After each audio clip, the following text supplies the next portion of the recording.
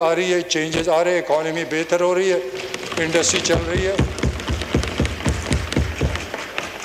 इस वक्त मैं इनसे पूछता हूँ, इस मुल्क के कारखाने क्यों बंद हुए? क्या ये को मराद नहीं दे सकते थे? ये क्या कारोबार को नहीं चला सकते थे? हम जब आए तो इस मुल्क के कारखाने तबाह बर्बाद थे, माशी हालात तबाह थी। आज अल्लाह का शुक्र है कारखाने चल पड़े हैं। हमारी हुकूमत ने उनको टैक्सेस में मराद दी, बिजली में मराद दी, इंपोर्ट में मराद दी।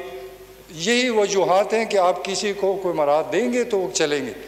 तो इनको सोचना चाहिए कि ये इतने बड़े इकोनॉमिस्ट यहाँ पर बैठे हैं, बड़े बड़े इंडस्ट्रियलिस्ट बैठे हुए हैं, इनकी कारकर्दगी क्या है? कारखाने बंद, मुल्क कर्जदार, माशी हालात तबाह। तो ये सारे चीज़ें जो हैं ये नतीजा है। लेकिन मैं इन पर ब्लेम नहीं करता हूँ, क्योंकि ये आए किसी और के लिए थे। ये तो मज़े लूटने आए थे, इनको क्या फ़िक्र थी कि गरीब का क्या मसला है। मैं बताऊँगा हर चीज़ कि इनके दौर में मैं सारा तमाशा देखा। मैंने हुकूमतें देखी है बग़ैर मंशूर के, बग़ैर किसी प्रोग्राम के, बग़ैर किसी रिफॉर्म्स के। आकर वज़ीर आज़म वज़ीर आला बैठ जाता है, ये सोचता भी नहीं है कि इस मुल्क की क्या एजुकेशन की क्या हालात है, हेल्थ की क्या हालात है, इस मुल्क के गरीबों के क्या हालात है। तो ये सब चीज़ें जो हैं ये बाईपास करते हैं। ये हुक्मरान बनने आते हैं, ये अवाम की खिदमत के लिए नहीं आते।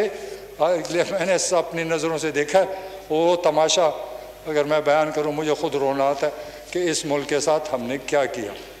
ये मुल्क हमारा है, हमारे बच्चे कल हमसे पूछेंगे, हमसे सवाल होंगे। अगर मैं अपना हक फ़र्ज़ नहीं अदा करता तो अल्लाह भी पूछेगा और अवाम भी पूछ रही है। हमने अपना सूबे में हक अदा किया, नतीजा सामने है।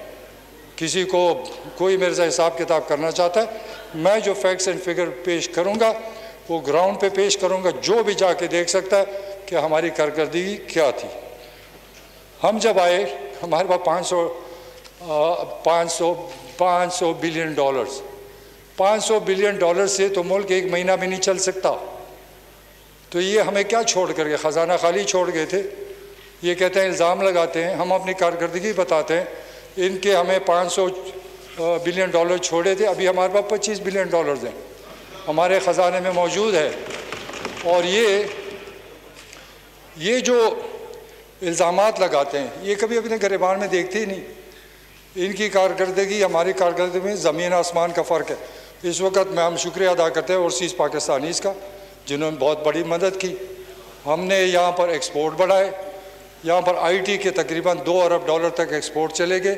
ये आईटी में तरक्की नहीं कर सकते, आईटी से तो दुनिया चलती है। आज दुनिया का जो इकॉनमी है वो आईटी के ज़रिए सारी दुनिया बढ़ रही है। लेकिन इनकी कारकर्दगी हमारे टोटल मेरे ख्याल में 10 करोड़ डॉलर भी नहीं थे एक्सपोर्ट। इसी तरह ये बात करते हैं कि बेरोज़गारी है। ये कंस्ट्रक्शन, जो मुल्क चलते हैं वो कंस्ट्रक्शन से चलते हैं।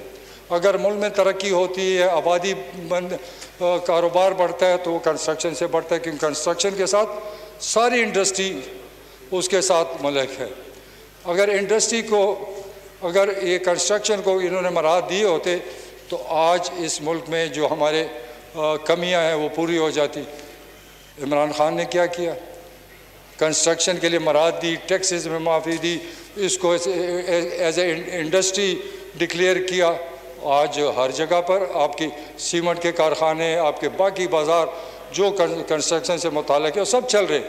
तो यही रोज़गार देना होता है, खाली सरकारी नौकरियों से रोज़गार नहीं मिलता। इस वक्त मैं अभी भी कहता हूँ, ये कहता है लोग मुझे निकाल के बताओ कि कौन इस वक्त बेरोज़गार है। आपको मज़दूर नहीं मिलता, आपको घरों में नौकर नहीं मिलते, क्योंकि लोग सिर्फ सरकारी नौकरी चाहते हैं, कोई मेहनत नहीं करना चाहता। आज मैं जब 38 साल पहले सियासत में आया तो हमारे जो इलाके गांव थे सारे कच्चे थे। आज कोई कच्चा मकान देखे, मैं अपने सूबे की बात करता हूँ तो कहाँ पर गुर्बत आ गई। गाड़ियाँ नहीं थी किसी के पास, मोटरसाइकिल नहीं थे। आज हर एक जो है अच्छी ज़िंदगी गुजार रहा है। ये बिल्कुल गलत प्रोपेगेंडा है कि लोग भूखे हो गए। मेरे सूबे में आओ, मैं आपको फिराता हूँ, मुझे कच्चा मकान दिखा दो तो मैं कहूँगा कि ये मुल्क पीछे जा रहा है। अगर इन लोगों ने इकोनॉमिक्स पढ़ी हो तो ये आया है कि दुनिया में महंगाई हर जगह जा रही है, अमेरिका में भी महंगाई हो रही है, यूरोप में भी हो रही है, लेकिन उसका एक फार्मूला है। अगर आवाम की ज़िंदगी या स्टैंडर्ड ऑफ लिविंग वो नीचे जाए और मुल्क में महंगाई आए तो वो तबाही है। अगर आवाम की ज़िंदगी बेहतर हो रही है, उनके पास पैसा है ख़रीद के लिए, तो वो मुल्क में तबाही नहीं, वो मुल्क की तरक्की है, क्योंकि महंगाई और लोगों की ज़िंदगी आपस में जुड़ी हुई है। दुनिया में आज देखो, अमेरिका में कौन सा चीज़ सस्ता हुआ, यूरोप में कौन सा चीज़ सस्ता हुआ, उनकी ज़िंदगी भी जो उनकी आमदन है वो भी बढ़ रहा है और मुल्क भी तरक्की कर रहा है। जो जिस मुल्क में महंगाई नहीं हो, सब कुछ रुक जाए, तो वो मुल्क रुक जाएगा, ना कोई उगाएगा, ना कोई इंडस्ट्री चलाएगा और ना कारोबार होगा, तो किस तरह मुल्क चलेगा।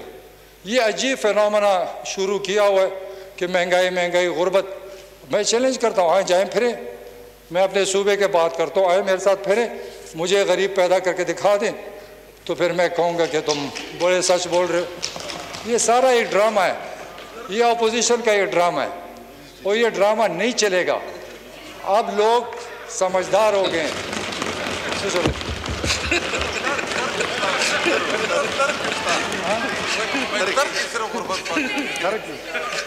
ये हमारे एमएनए साहब कह रहे हैं करक में गुर्बत है, मैं मानता हूँ होगा। अच्छा चलो बात सुन ले, कोई बात नहीं। फिर यही इन्हीं कारखानों की वजह से और इन्हीं कंस्ट्रक्शन की तरक्की की वजह से रोज़गार बढ़ता है। मैं ख़ुद कंस्ट्रक्शन का काम करता हूँ, बड़ी मुश्किल से लोग मिलते हैं कि आके काम करें, लेकिन ये फिर भी कहते हैं बेरोज़गार, ये मेरे साथ फिरें। कोई जगह ऐसी नहीं है कि जितनी हवा इन्होंने उड़ाई है, ये बिल्कुल नज़दीक भी नहीं है सच्चाई के।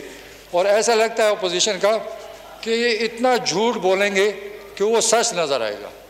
तो ये झूठ अब कामयाब इसलिए नहीं होगा कि पाकिस्तान के लोग तालीम याफ्ता हो गए, समझदार हो गए, इनकी हंसी से कुछ नहीं बनेगा। तो 2023 में इंशाल्लाह इनको पता चलेगा कि इमरान खान क्या है।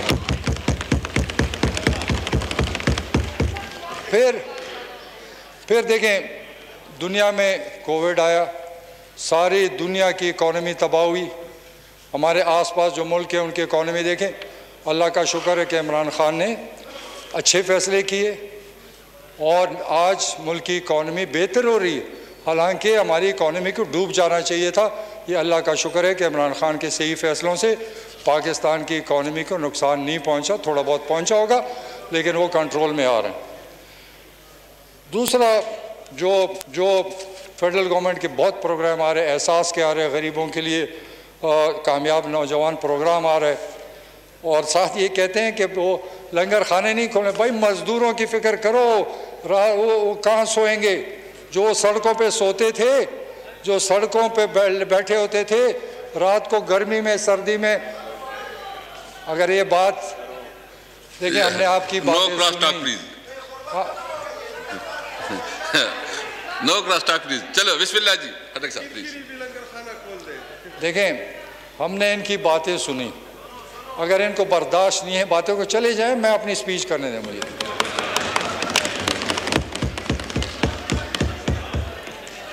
फिर यहाँ एग्रीकल्चर की बात की गई। जितने मराहत एग्रीकल्चर के लिए इस हुकूमत ने दी, क्या किसी ने पहले दी है? इस वक्त जो किसान है उसको लिए 1.5 लाख रुपए हर फसल में बग़ैर सूद के कर्जा, एक ट्रैक्टर उसको बग़ैर सूद के मिल सकता है, और एक ज़मींदार के लिए 20 लाख का घर आसान किस्तों के साथ, सूद के साथ मिल सके। क्यों इन्होंने क्यों नहीं किया?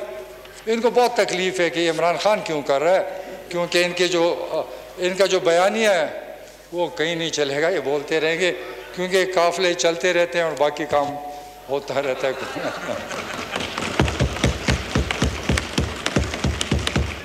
अच्छा, मैं अब सूबे पर आता हूँ। जनाब शहबाज शरीफ साहब ने तनकीद की कि खैबर पख्तूनख्वा में एक यूनिवर्सिटी भी नहीं बनी। मैं इस फोरम से जनाब शहबाज शरीफ को चैलेंज करता हूँ कि आए मनाजरा करते हैं। आपकी 20 साल की कारकर्दगी और मेरी 5 साल और ये मौजूदा 3 साल की कारकर्दगी बहुत है। और और ये मैं ज़ुबानी नहीं करता, कागज़ लाएँ बताएं आपने क्या किया, हमने क्या किया, और उस वजह क्या है। अगर मियाँ साहब की चुप कर, सुने नहीं, अगर मियाँ साहब की कारकर्दगी अच्छी होती तो पंजाब उसको रिजेक्ट करता, उसको तो रिजेक्ट किया गया है। अगर हमारी कारकर्दगी ख़राब होती तो हम 2/3 कैसे ले लेते।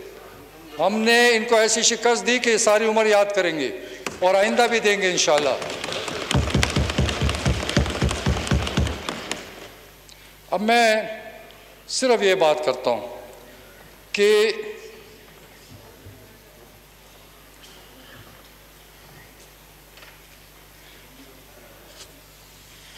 जो मैं अभी बातें करने लगा हूँ, जो हमारे सूबे में हमने 5-8 साल से कर रहे हैं, वो ग्राउंड पे मौजूद है। मैं हवाई बातें नहीं करूँगा, तो जो ग्राउंड पे मौजूद है तो इसलिए चैलेंज करता हूँ कि आकर देखें और फिर उसके बाद थोड़ा शर्मिंदा हों जो आपने हम पर इल्ज़ाम लगाए। सबसे पहले जब हमारी हुकूमत 2013 में बनी, आपको पता है उससे पहले हैदर होती साहब की हुकूमत थी, दहशतगर्दी थी, बुरा हाल था, तबाही की तरफ सूबा जा रहा था, रोज़ हम लाशें उठाते थे, बड़े मुश्किलात में थे। लेकिन फिर अल्लाह ने शुक्र किया कि तकरीबन 1.5-2 साल के बाद अमन आया और हम तरक्की तरफ चल पड़े। तो हमने क्या किया, जनाब प्राइम मिनिस्टर के सोच और मंशूर के मुताबिक हमने स्टार्ट किया कानून साजी से, क्योंकि जब कानून साजी नहीं होगी तो कोई चीज़ नहीं चलेगी। तो हमने सबसे पहले राइट टू इन्फॉर्मेशन लाए। उस वक़्त वफाक की इनकी हुकूमत थी, मैं उसको फॉलो करता रहा। हमारी राइट टू इन्फॉर्मेशन ऐसी थी कि कोई चीज़, कोई अफसर, कोई वज़ीर आला कोई चीज़ नहीं छुपा सकता। एक आम शहरी एक एप्लीकेशन से सारा कुछ लेके जा सकता था, लेकिन इन्होंने वफाक में नहीं दिया, इन्होंने पंजाब में वो इख्तियार नहीं दिया। क्यों? क्योंकि हम कुछ छुपाना नहीं चाहते थे और ये सब कुछ छुपाना चाहते थे। फ़र्क यही है और कोई फ़र्क नहीं है कि हमने सरेआम काम किया, हमने खुले मैदान में काम किया और इन्होंने चोरी चोरी काम किया ताकि किसी को पता ना चले कि हम क्या कर रहे हैं। तो ये चीज़ें ये मुकाबले की हैं। फिर हमने right to public service act लाए ताकि जो सर्विसेज हैं सूबे में दी जाती हैं वो उसको नीचे लेवल तक ले जाएं ताकि लोगों को उसके फ़ायदे पहुंच सके। एक कानून पास किया और फिर हर ज़िले में उसके हेड्स बनाए और उसकी कौमी असम्बली का इजलास जारी है। वज़ीर दिफा परवेज़ खटक ने इज़हार ख्याल किया और शहबाज शरीफ को मनाज़िर का चैलेंज भी कर दिया है। और अब बात करेंगे बिलावल भुट्टो जरदारी की। उनका कहना है कोई माने या ना माने